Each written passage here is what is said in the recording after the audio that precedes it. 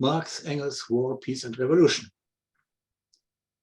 Karl Marx and Friedrich Engels, can you hear me?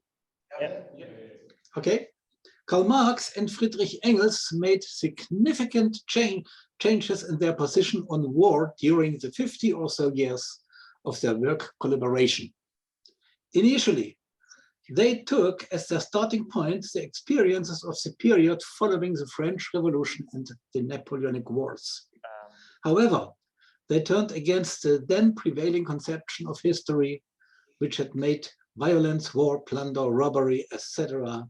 the driving force of history. This is from the German ideology. In their later works, they mainly pointed out that armies and war depend on material economic conditions.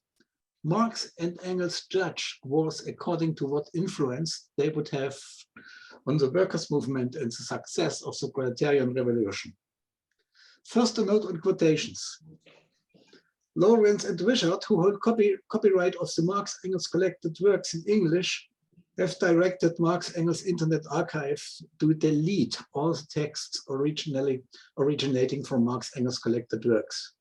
Therefore, no materials from the collected works have been available from Marxists.org since April 2014.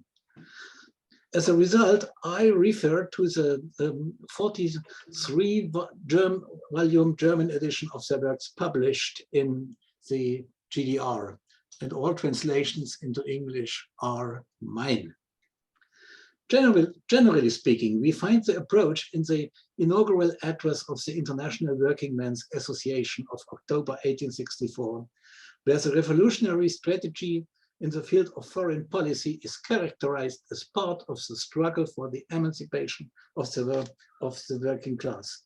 Quote, the shameless applause, sham sympathy, or idiotic indifference with which the higher classes of Europe look on the assassination of heroic Poland and the plunder of the mountain vestige of the Caucasus by Russia, the monstrous encroachments permitted without resistance of the barbarous power whose head is in St. Petersburg and whose hand in every cabinet of Europe, have taught the working classes the duty of penetrating the secrets of international politics, of supervising the diplomatic acts of their respective governments, of opposing them if necessary. The struggle for such a foreign policy is included in the general struggle for the emancipation of the working class. In the context of the 1848-49 revolution, Marx and Engels considered war against Russian Tsarism as the main force of counter-revolution to be legitimate. Russia was a stronghold of all counter-revolutionary forces in Europe at that time. The counter-revolutionaries in Germany and Austria counted on Russia's support in their struggle against revolution at home. Russia also helped Austria to defeat the revolution in Hungary in 1849. That is why Marx wrote in 1848 about the war of revolutionary Germany against Russia, I quote, "Only the war with Russia is a war of revolutionary Germany, a war in which it washes away the sins of the past, in which it can emasculate itself, in which it can defeat its own autocrats, in which, as befits a people shaking off the chains of long indolent slavery, it buys the propaganda of civilization with the sacrifice of its sons and frees itself inwardly by liberating itself outwardly," end of quote. In 1853 and 1877, Marx and Engels worked on public opinion in England in order to persuade the country to go to war against Russia. In 1853, Russia started the war against Turkey to conquer Constantinople and the Straits. Engels wrote at this time, I quote, "If, however, Russia gains possession of Turkey, her strength will be increased almost by half, and she will gain the upper hands over all the rest of Europe put together. Such an event would be an indescribable misfortune for the revolutionary cause. In this case, the interests of revolutionary democracy and those of England go hand in hand. Neither of them can permit the Tsar to make Constantinople one of his capitals, and it comes to the extreme. We shall see that the latter will resist him as vigorously as this." A few weeks later, Engels wrote, England can never admit that Russia is taking possession of Constantinople. It must make common cause with the enemies of the Tsar. During the Russia-Turkish War of 1877, Gladstone, then the English liberal leader, appeared in favor of Russia, seeking to prove that Russia was fighting for a just cause. Gladstone's opponents pointed out that Russia wanted to enrich herself at the expense of Turkey and to conquer Constantinople. Therefore, England had to take a stand against Russia. Marx, who assumed that the victory of Tsarism over Turkey would strengthen reaction in Europe, advocated England's intervention in the war against Russia. As he wrote to one of his friends, Friedrich Sorge, I entertained crossfire against the Russellman Gladstone in the London fashionable press, acting on English parliamentarians of the House of Commons and House of Lords. Since Marx expected the liberation of Europe primarily as a result of the revolutionary uprisings among the working class in the most advanced countries, namely France and England, he even accepted a world war as a trigger for this. This was an exaggeration, understandable from the circumstances of the time, that was later firmly rejected by both Marx and Engels. In 1859, when Marx denounced Napoleon III's war of invasion in Italy, China, and Mexico, he characterized as a great lie the widely accepted dogma of the time: to have peace, one must arm oneself for war. At the founding of the First International in 1864, Marx condemned the policies of the ruling classes that wasted the people's blood and property in piratical wars. He argued that this called on the working classes to counteract and to assert, quote, the simple laws of morality and right which should govern the relations of private individuals as the supreme laws of the intercourse of nations. Friedrich Engels was the first to formulate the dialectical connection between revolution and war. Not only would revolutionary politics trigger the uprising, but the popular uprising conducted with military professionalism would also decisively advance revolutionary developments. The execution of an armed uprising was to be understood as an art. Engels now felt an obligation to contribute toward this goal and turned into the leading military theoretical thinker of socialism. His nickname, the General, reflected the respect of the revolutionary working class for its greatest military expert. Engels argued that the French Revolution had also revolutionized the nature of warfare. With the emancipation of citizens and peasants, new elements came into play. Not in terms of new weapons, but in a completely different set of soldiers, masses of intelligent and educated people who went to war as citizen soldiers. This made possible a new combination of large masses of troops and high mobility. But it could not have been done without Napoleon, who perfected this new type of warfare. Quite unlike Marx, who considered the development of weapons technology to be decisive, Engels insisted on the importance of the state constitution and the level of education for any military organization. Engels benefited here from his practical war experience as adjutant alongside August Willich, who had successfully practiced small-scale warfare for some time while serving in the Freikorps, the Free Corps, in the German Palatinate in 1849. For the military, by the way, he was made for it. Bright eye, quick overview, swift weighting of even the smallest circumstances, swift decision, and unwearying cold-bloodedness. This is how Wilhelm Liebknecht assessed Friedrich Engels, who brilliantly demonstrated these qualities as a chief of staff and adjutant in the Free Corps of Colonel August Willich, the best unit of the Baden-Palatinate Revolutionary Army. In several engagements and in the Battle of Rastatt, a small town in southwestern Germany, Engels was always in the front line, commanding formations. In her memoirs of a woman in the Palatinate campaign from 1853, revolutionary Franziska Anneke wrote that Engels, as commander of a side detachment, had been in the thickest fire for several hours at a time in a battle near Rintal, another town in this area. His zeal and courage were praised immensely by his comrades in arms. At that time, Engels became convinced of the need for a special strategy of revolutionary struggle. He wrote on the 2nd of October of 1852, quote, "The working class took up arms in the full consciousness that this struggle in its immediate objective was not to its own cause. It followed, however, the tactic which was right for it alone, not to allow any class which, like the bourgeoisie in 1848, had risen on its shoulders to consolidate its class rule without at least opening a clear path for the struggle of the working class for its own interests. And in any case, bringing about a crisis which either drove the nation with an irresistible force onto the path of revolution, or else restored the pre-revolutionary status quo as far as possible, thus making a new revolution inevitable." Engels, however, saw how bleakly and uncompromisingly the South German bourgeoisie conducted the struggle.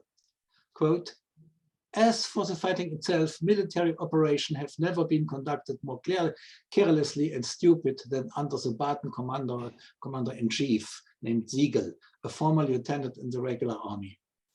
Everything was jumbled up, every favorable opportunity missed, every precious moment idled away in spinning out formidable but impracticable plans,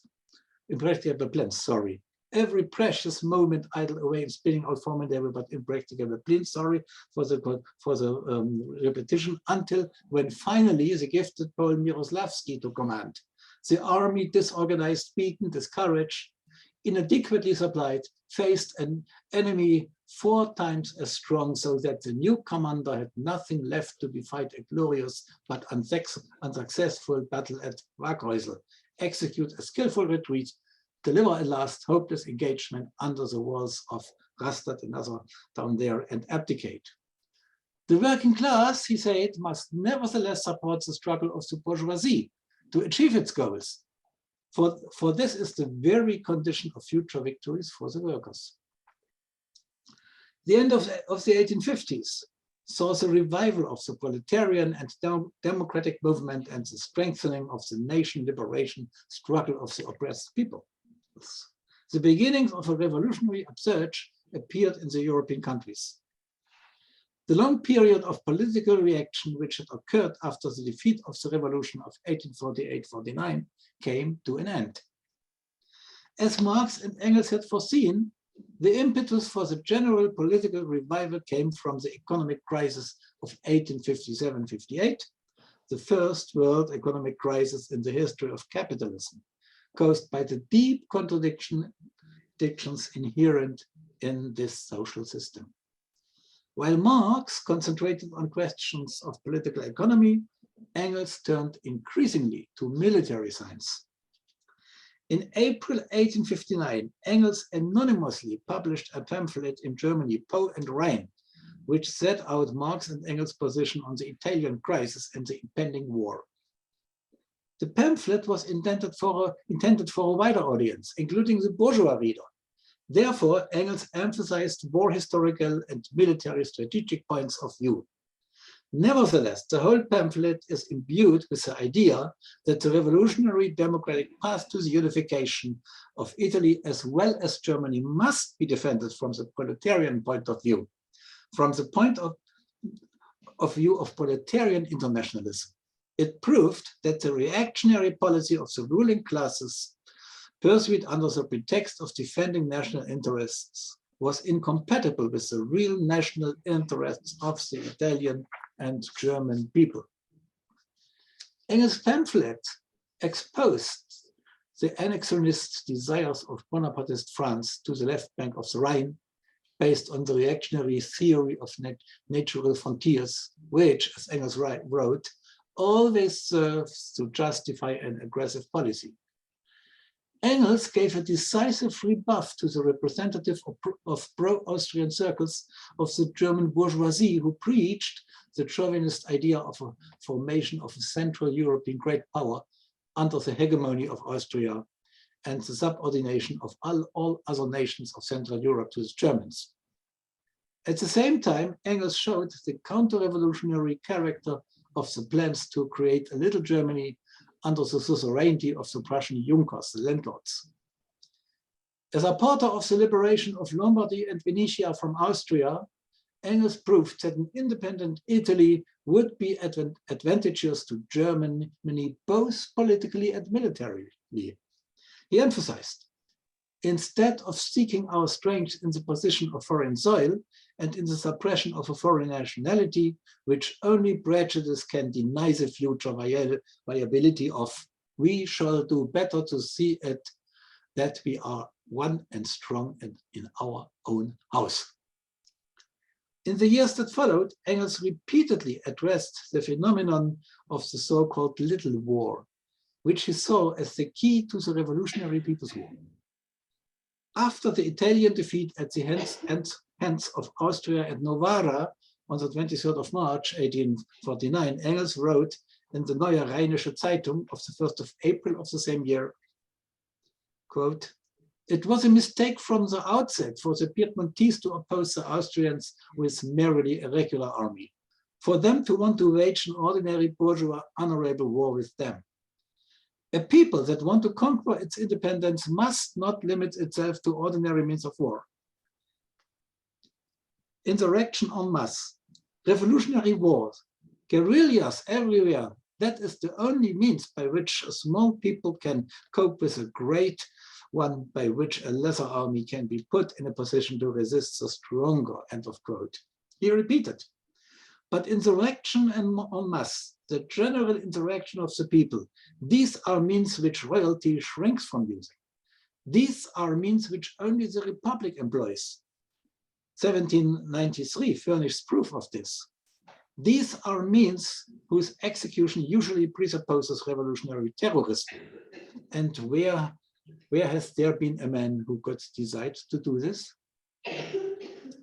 Engels thus viewed the domestic terror of Robespierre and the success of the French Revolutionary Army as two sides of the same coin. In guerrilla warfare, Engels saw national motives and social liberation flowing together.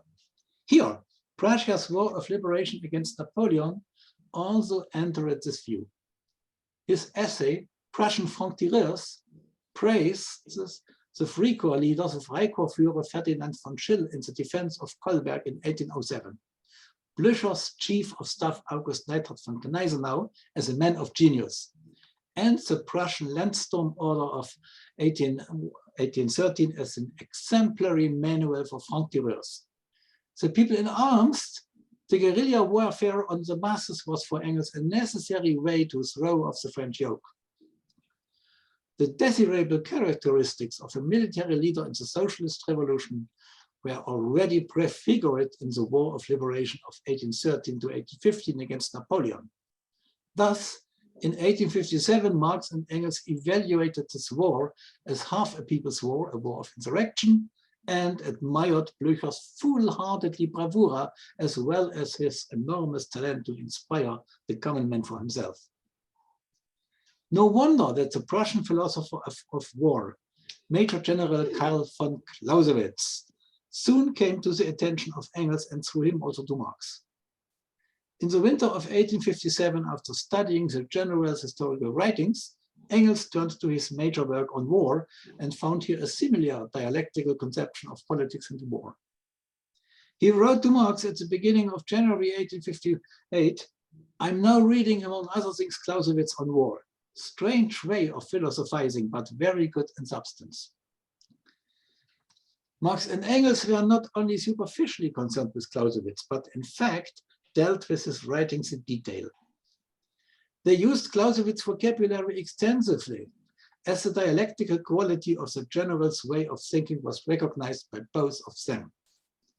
Clausewitz's core propositions on the relationship between politics and war, exemplified in the formulation that war is the mere continuation of politics by other means, will decisively influence the later theory of war of socialism. The Clausewitzian conception of the dialectic of attack and defense, as well as his investigations of guerrilla warfare, was also taken up by Marx and Engels. However, Marx and Engels saw as a resource for the socialist movement not only the theories of a Prussian general, but also in the Prussian army itself. The following should be served as a brief background. The Prussian conscript army, which had been created in the wars of liberation, had fallen into a deep crisis by the 1850s due to a very much reduced utilization of its military strength, and subsequently decisively improved between 1859 and 1866, both structurally and quantitatively, by the Prince Regent and later King Wilhelm I and his Minister of War Albrecht von Roon. The political consequence was a serious constitutional conflict that lasted 4 years. Otto von Bismarck, who was appointed Prussian Prime Minister in 1862, now ruled without the budgetary approval by Parliament required by the Constitution, until military successes in the Prussian-Austrian War finally prompted the Prussian House of Representatives to grant this approval retroactively in 1866. In his 1865 essay, The Prussian Military Question and the German Workers' Party, Friedrich Engels came down hard to the Prussian bourgeoisie. Since the army reform of the 1860s, the great increased Prussian army had a largely bourgeois officer corps. I quote Engels, anyone who saw the Prussian army again after the reorganization no longer knew the officer corps. We are not speaking from hearsay, but from personal experience. The specific lieutenant dialect had been pushed into the background. The younger officers by no means belonged to a closed caste, but represented more than ever since 1815 all educated classes and all the provinces of the state. Engels attributed the victories of the Prussian troops in the German-Danish War of 1864 to the strongly bourgeois interspersed officer corps, or in Engels' words, to the dashing appearance of the Prussian officers before the enemy. In a certain sense, Engels also viewed the increase in quality among the Prussian officers to Prussia's enlisted men and NCOs. He said of the army with its enlisted reservists, anyone who has ever had the opportunity to see a battalion first on a peacetime footing and then on a war footing knows the tremendous difference in the whole attitude of the people and the character of the whole mass. The people bring with them a stock of self-respect, self-confidence, security, and character, which is to the benefit of the whole battalion. The battalion gains military quite significantly, but politically it becomes, for absolutist purposes, completely unreliable. Thus, both Marx and Engels saw great potential for professional and political modernity in the extensive redemption of universal conscription as a strong bourgeois wing of the Prussian officer corps during the 1860s. This, they concluded, could also be used in the revolutionary struggle under different auspices. The Prussian army of those years thus appeared to them, despite Eric's aristocratic reaction in its ranks, as a foreigner of socialism. By the 1860s, Marxist theory had reached a stage of development where Marx and Engels grasped the long-term nature of the proletarian liberation struggle more clearly than in the period of the 1848-49 revolution, thus reorganizing the necessity of a whole historical period of gathering, organizing, and training the forces of the working class, and posing the question of the best international conditions for the solution of this task, among which peaceful relations between peoples were of particular importance. Secondly, however, the aggressive features in the foreign policy of the bourgeois states intensified in the 50s and 60s, expressed particularly in the foreign policy of Bonapartist France. This policy found the increasing criticism of Marx, who passionately denounced the wars of civilization prefigured by Bonapartism, whose frivolous barbarism belonged to the best prior of Raubrittertum, of robber barbarism, of robber baronism, but whose refined perfidy belonged exclusively to the most modern period of imperialist bourgeoisie. Third, at the same time, the introduction of the results of the Industrial Revolution into military technology, especially rifled cannons and the needed rifle, led to a rapidly increasing destructive power of weapons. This first became more evident during the war in Upper Italy in 1859 and was described in Henri Dunant's book, Un souvenir de Solferino, published in 1862. The latter became the initiator of the International Committee of the Red Cross and the First Geneva Convention, which was concluded in October 1864. The same week, Marx wrote the inaugural address of the International Working Men's Association, the First International. Marx first criticized the slogan "Si vis pacem para bellum" in the London workers' newspaper, Die People, in 1859. This mendacious slogan, he said, was the battle cry which has called all Europes to arms and produced such a lance-grenade fanaticism that every new peace agreement is regarded as a new declaration of war and is greedily exploited. Fourth and finally, the labor movement, now able to constitute itself for the first time in an international mass organization, gained the power to exert a noticeable influence on international politics. At the meetings in London that preceded the founding of the First International, English and French workers raised their voices together for the same foreign policy goals, namely solidarity with Garibaldi's struggle and with the Polish uprising of 1863. The appearance of British workers during the Civil War in the United States acquired particular significance. As Marx repeatedly expressed his conviction in letters and publications that it was above all the powerful mass meetings of the British workers that thwarted the Palmerston government's intention to intervene in favor of the slaveholding oligarchy of the southern states of the United States through a war of intervention conducted jointly with France. Accordingly, on this occasion, a war was essentially prevented for the first time in history by the working class of a country. In any case, Marx repeatedly underscored the historical significance of this event, justifying the need for an independent proletarian foreign policy in the inaugural address by stating, "It was not the wisdom of the ruling classes, but the heroic resistance of the English working class to their criminal folly that saved the rest of Europe from a transatlantic cruise for the perpetuation and propaganda of slavery." Thus, when Marx proclaimed the necessity of a separate foreign policy of the working class directed toward peaceful relations between nations, he took up a question which had become a fundamental question of the class struggle as a result of social development. It was already an integral part of the elementary working class movement, and Marx gave a scientifically based answer to it. This was an important step towards the further development of Marxist theory and also towards its unification with the mass movement of the working class, which began on an international scale in the First International. The Crimean War, and especially the siege of Sevastopol in 1854, had already given Engels the opportunity to study the modern siege system, the organization as well as the equipment provided to the armies involved in the war.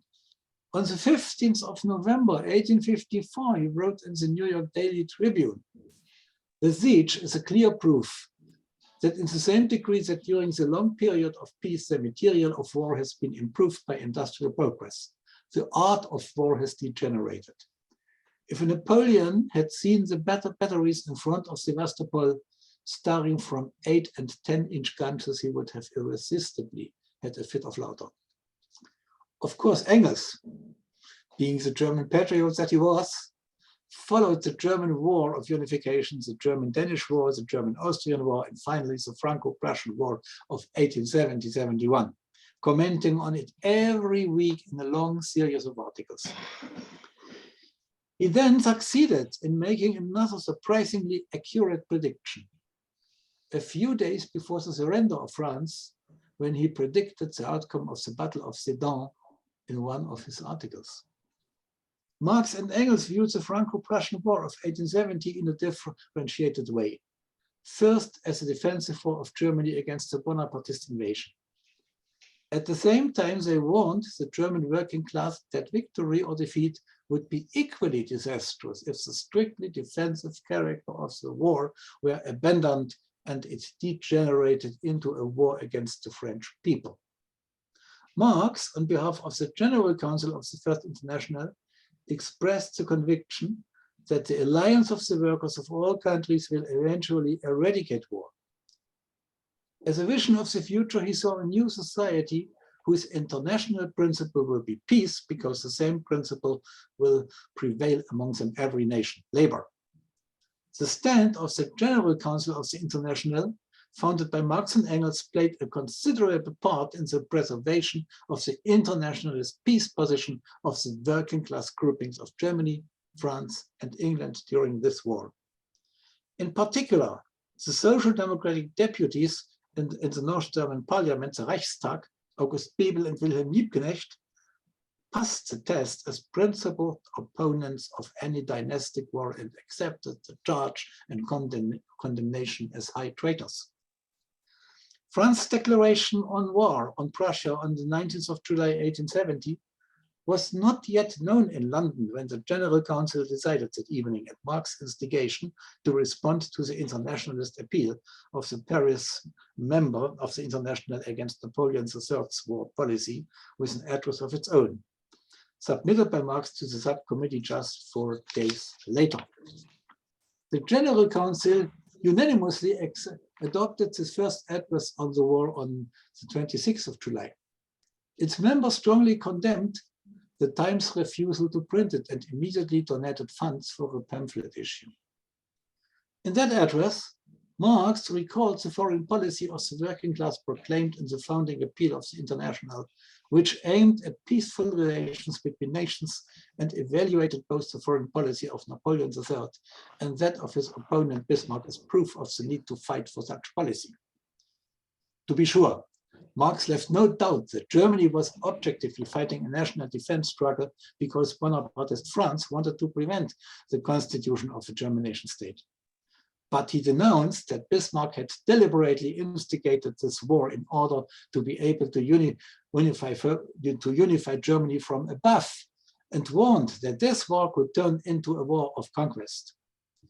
Marx highly valued the internationalist responses of the Eisenachers, the most critical current of the German labor movement, to the appeals of their French comrades. Even the motivated vote with which Liebknecht and Bebel in the North German parliament refused to approve the war credits and justified their abstention, of which he was not yet aware of when he wrote the address, Marx judged this positively as an act of courage. Even though it unilaterally judged the war as merely dynastic. Marx read the statement of the two workers' leaders to the General Council, which received it with great applause, as Marx told Wilhelm Liebknecht. With his ability to bring out the historically significant, Marx emphasized in the General Council address, quote, while official France and officials are plunging into fratricidal war, the workers are exchanging messages of peace and friendship. This single great fact, unparalleled in the history of the past, opens the prospect of a brighter future. It proves that, in contrast to the old society, with its economic misery and its political folly, a new society is emerging, whose international principle will be peace, because in every nation the same principle prevails, labor. The anti-war actions of the International reached a new quality in the second phase of the war, with the advocacy of recognition of the French Republic. In Britain, the most important mass workers' movement since the suffrage reform movement developed. The Labour Representation League, formed as an election campaign organization of the trade unions and the liberal pacifist-influenced Workmen's Peace Committee, played a decisive role in it. But it grew rapidly thanks in no small part to the involvement of the General Council of the International. In London alone, over 20 rallies took place in September 1870. More than 10,000 people took part in the demonstration in Trafalgar Square on the 19th of September 1870, and the high point was the visit of a large workers' deputation to British Prime Minister Gladstone on the 27th of September, attended by officials of 100 labor organizations, including representatives of the General Council of the International. For the recognition of the French Republic and against the annexation intentions of the ruling classes of Germany, advanced workers in Belgium, Spain, Switzerland, Austria, and other European countries, as well as in the United States, also raised their voices. Marx did extensive work to guide this movement. Since a number of General Council members had gone to France, he conducted almost all of the Council's international correspondence during this period. The political platform for the appearance of the sections and members of the International in this phase of the war became the second address of the General Council, which Marx wrote at the request of the Paris section of the International with the collaboration of Engels. This address was adopted as a special meeting of the General Council on the 9th of September 1870 and received a similar circulation as the first address. In it, Marx predicted with clarity the disastrous consequences that the annexation of Alsace-Lorraine would have for the internal organization and foreign relations of the German nation state. If in the inaugural address he had raised in the name of the working class a humanist demand that the simple laws of morality and law which should govern the relations of private individuals should be asserted as the supreme laws of the intercourse of nations, he now denounced the greatness of the crime that in the second half of the 19th century the policy of conquest should be called into being anew. The policy of annexation, he said, laid the seeds of a new war in which Germany would face an alliance of France and Russia. When Engels reissued the General Council address of 1870 in 1891, together with Marx, Civil War in France, he rightly called this prediction brilliant proofs of the distant vision of international workers' politics. Engels described and commented on almost all wars of his time. The Crimean War, which mercilessly exposed the weaknesses of the military organization of the great European powers. The Sepoy uprising in India, which revealed the fragility of British colonial rule. The Italian Wars of Liberation and the North American Civil War. In the latter case, he disagreed with Marx. For although both advocated for the northern states and considered a victory of the industrially developed and more populous North inevitable in the long run, Engels conceded chances to the Confederates. They had the better generals, their armies, also always outnumbered, did better. They were no match for the North in terms of weapons, but the fighting moral was better in their generals. Above all, Robert E. Lee had a better strategic vision and far greater tactical skills. The North had more troops and material, but lacked an adequate strategy. It was Engels who first developed a strategy by which the North could defeat the South. The state of Georgia was the key, an invasion that would split the Confederacy into two. This was precisely the strategy that Grant and Sherman finally used to bring the South to its knees. Marx and Engels followed political and social developments in the United States long before the outbreak of the Civil War. Early on, they were fascinated by the United States and studied the country intensively.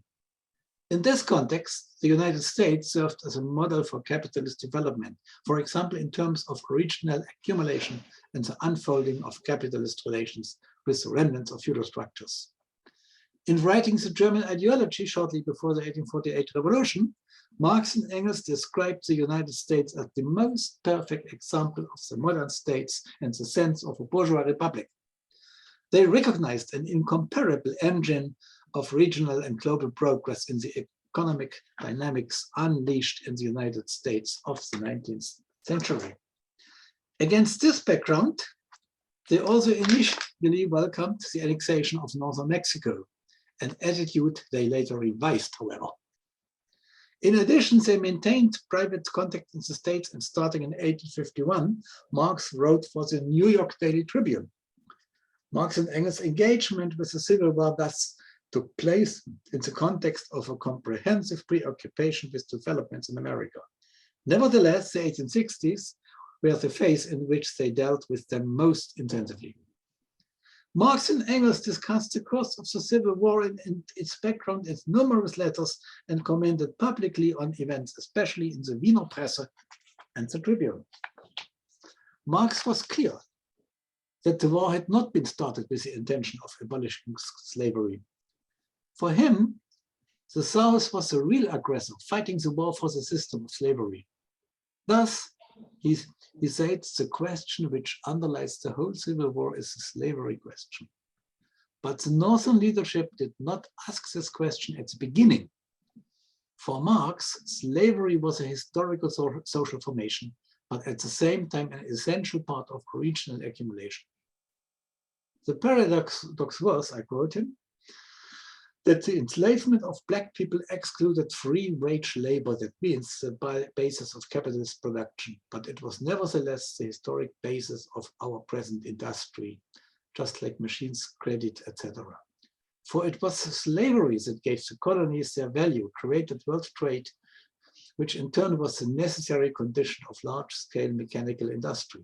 In short, without the system of slavery, there could be no cotton, and without cotton, there could be no modern industry. Marx and Engels sided with the Northern states from the very beginning. At the same time, they criticized their leadership for its political inconsistency. At the end of 1861, Marx declared, events themselves urged the proclamation of the decisive slogan, slave emancipation. This would finally make the enslaved people of the South allies of the North and ushered also in the transition from the constitutional to the revolutionary phase of the war.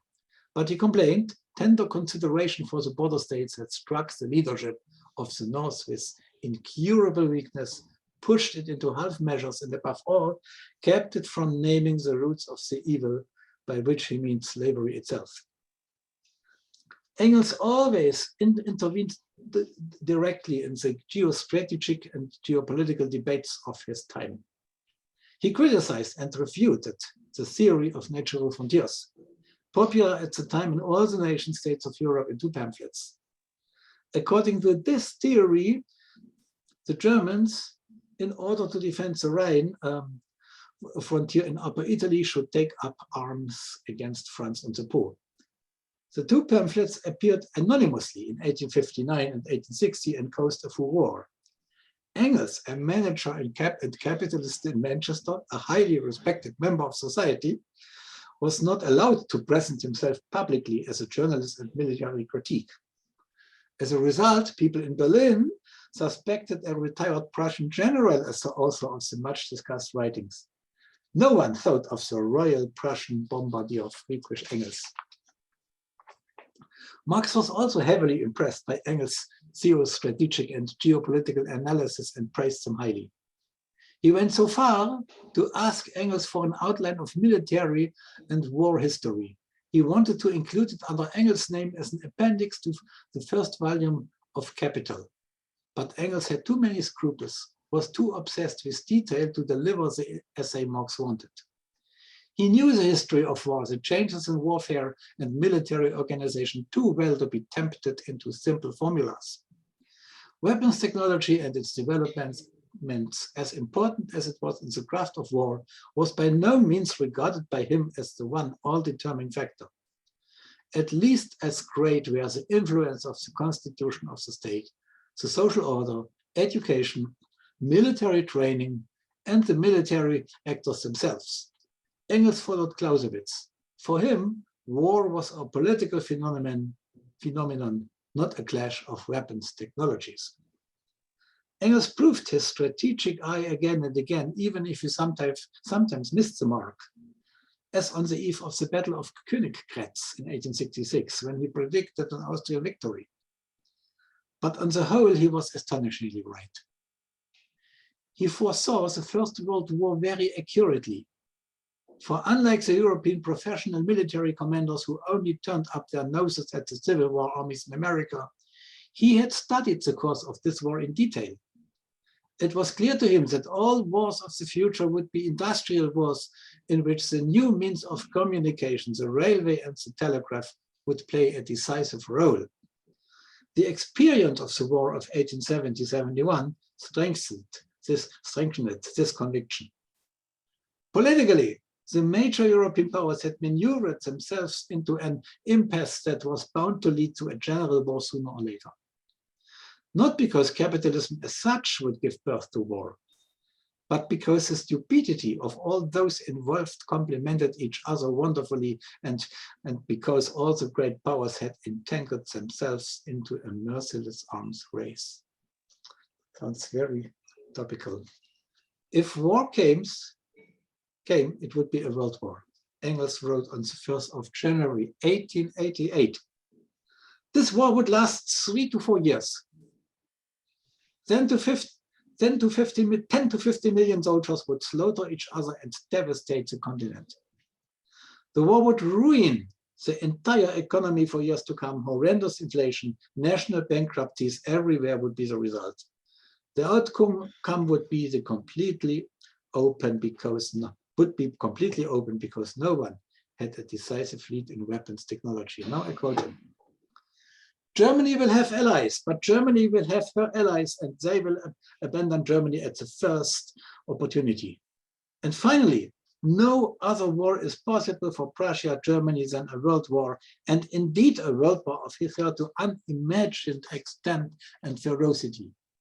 8 to 10 million soldiers will strangle each other and devour the whole of Europe as never before a swarm of locusts. The devastation of the 30 Years' War and compressed into 3 to 4 years and spread over the whole continent. Famine, pestilence, general savagery of the armies, as well as of the masses caused by acute need. Hopeless confusion of our artificial business in great industry and credit, ending in general bankruptcy. Collapse of the old states and their traditional state wisdom, so that the crowns roll over the pavement by the dozens and no one can be found to pick them up. End of quote. Probably never before, and perhaps never since, had a socialist writer so precisely anticipated the barbaric consequences of imperialist policies of hegemony and violence. For Engels, the alternative was all the more urgent, socialism or barbarism, tertium non datur. How this immense conflict would ultimately end was an open question for Engels. However, one result of this world war was, I quote him again, absolutely certain. General exhaustion and the creation of the conditions for the eventual victory of the working class.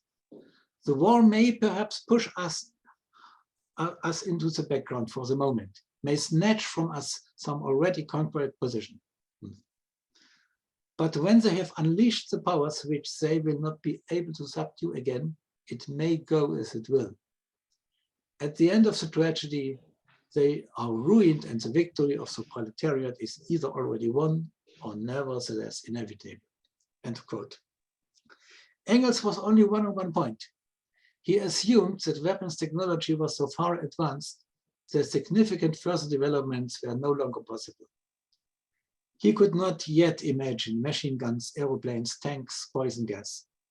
But he already saw the reality of trench warfare that had already existed in some phases of the American Civil War.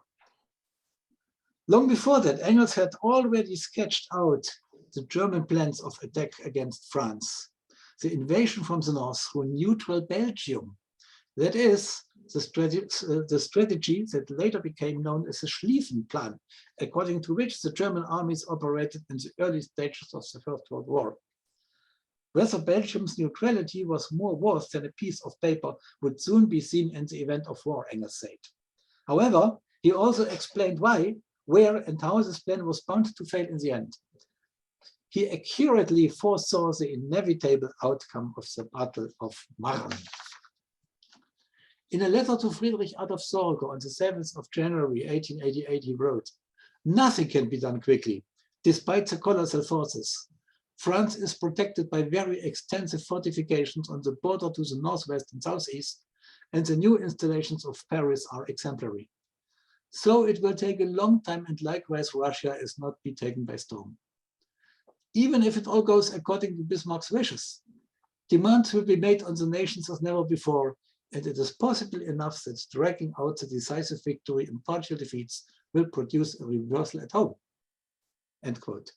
He thus foresaw the stalemate created by the advance of German troops in France in the autumn of 1914 and the war on two fronts with Russia, as well as the consequences for Germany. Even after that, Engels warned of the dangers of a European war in the World War.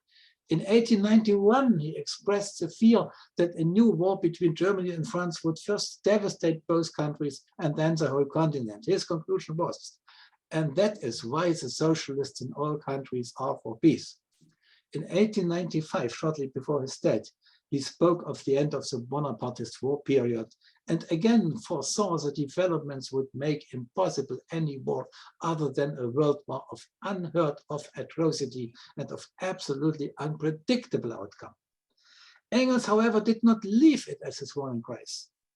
In his 1893 essay, "Can Europe Disarm?"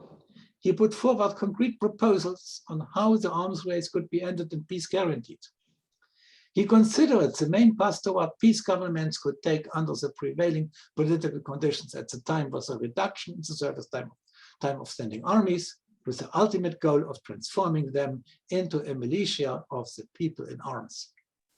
This, however, would only apply after the workers had seized power.